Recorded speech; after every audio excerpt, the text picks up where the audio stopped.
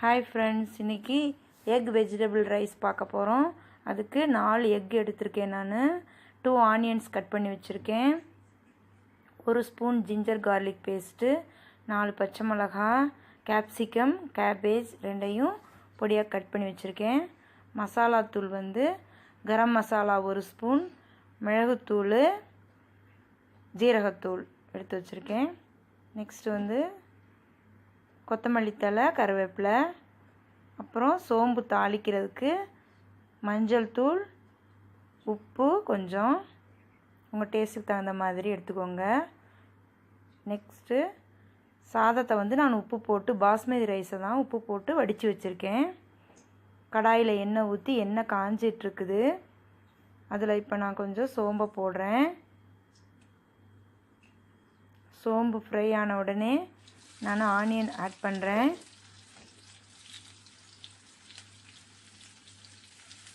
Onion fry ஆகிறதுக்கு இப்போ நான் அதில் கொஞ்சம் சால்ட் ஆட் பண்ண போகிறேன்.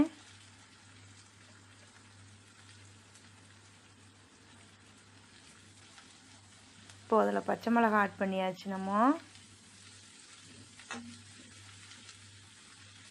நெக்ஸ்ட்டு நம்ம ஆட் பண்ண போகிறது இஞ்சி பூண்டு பேஸ்ட்டு. இது நல்ல ஃப்ளேவர் கொடுக்கும் உங்களுக்கு. எக்கோட ஸ்மெல்லை கொஞ்சம் கம்மி பண்ணும். சிலருக்கு எக் ஸ்மெல் பிடிக்காது இல்லையா, அவங்களுக்கு இது ரொம்ப நல்லாயிருக்கும். நெக்ஸ்ட்டு நான் கேபேஜை போட்டிருக்கேன். கேபேஜ் கொஞ்சம் லேட் ஆகும் கேப்சிகமை விட கொஞ்சம் வதங்குறதுக்கு. அதனால் ஃபஸ்ட்டு இதை ஆட் பண்ணிவிட்டு 2 மினிட்ஸ் வதங்கினதுக்கப்புறம் நான் இப்போது கேப்சிகம் ஆட் பண்ணுறேன்.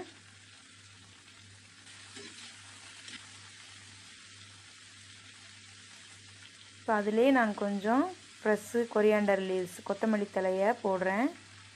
கொஞ்சம் இதுவும் சேர்ந்து வதங்கும் போது உங்களுக்கு இன்னும் ஃப்ளேவர் நல்லா கிடைக்கும்.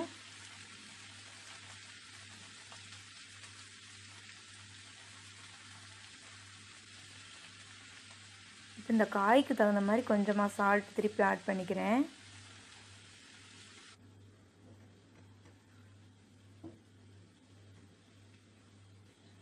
இதில் கொஞ்சம் இப்போது மஞ்சள் தூள் ஆட் பண்ணுறேன். இது ஹோம்மேட் மஞ்சள் தூள், எந்த ஒரு கெமிக்கலும் இல்லாதது. அதனால் கலர் கொஞ்சம் கம்மியாக தான் இருக்கும், பட் ஹெல்த்துக்கு ரொம்ப நல்லது.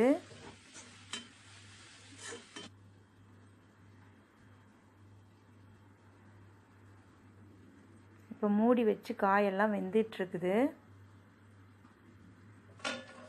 இப்போது காயெல்லாம் நல்லா வெந்துருச்சு. இதுக்கப்புறம் நம்ம இதில் எக்கை ஆட் பண்ணிக்கலாம். நான் 4 எக் எடுத்திருக்கேன்.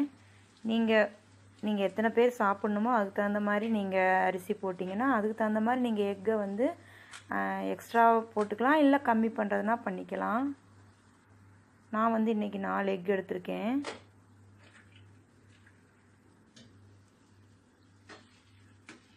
இப்போ எக்கை போட்ட உடனே இதிலே நம்ம இந்த மசாலா ஐட்டம்லாம் கூட போட்டுடலாம்.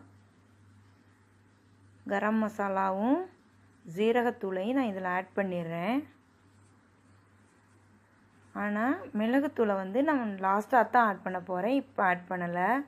எப்பவுமே மிளகுத்தூள் எந்த ஒரு டிஷ்லையும் லாஸ்ட்டாக ஆட் பண்ணால் அந்த மிளகுத்தோட டேஸ்ட் அப்படியே ரீட்டைன் ஆகும் உங்களுக்கு. ஃப்ரை ஆகும்போது போட்டிங்கன்னா மிளகோட டேஸ்ட்டே மாறிடும், மிளகுத்தூளோட டேஸ்ட்டு. இப்போ ஃபைனலாக நான் கொஞ்சம் சால்ட் ஆட் பண்ணிக்கிறேன், எக்கு டேஸ்ட்டு பார்த்துட்டு. ஒன்ஸ் ரைஸை ஆட் பண்ணிட்டோம்னா நம்ம சால்ட்டு போட முடியாது. நான் ஏற்கனவே ரைஸில் சால்ட்டு போட்டு தான் வடித்து வச்சுருக்கேன். ஸோ இப்போ அந்த ரைஸை இந்த எக்கு மிக்சரில் போட்டு நம்ம ஆட் பண்ணிக்கலாம். நல்லா மிக்ஸ் பண்ணி விட்டுக்கோங்க. இப்போ நல்லா மிக்ஸ் பண்ணியாச்சு. மேலே கொஞ்சம் கருவேப்பிலையை தூவி விடுறேன். நான் கொஞ்சம் கொத்தமல்லியையும் நான் தூவி விடுறேன். நான் இப்போ ஸ்டவ்வை ஆஃப் பண்ணிட்டேன்.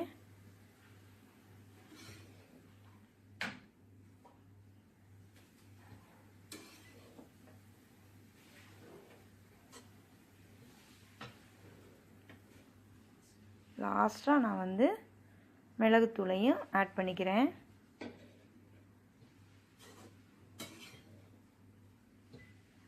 இப்போது எக் வெஜிடபிள் ரைஸ் ரெடி ஆயிடுச்சு.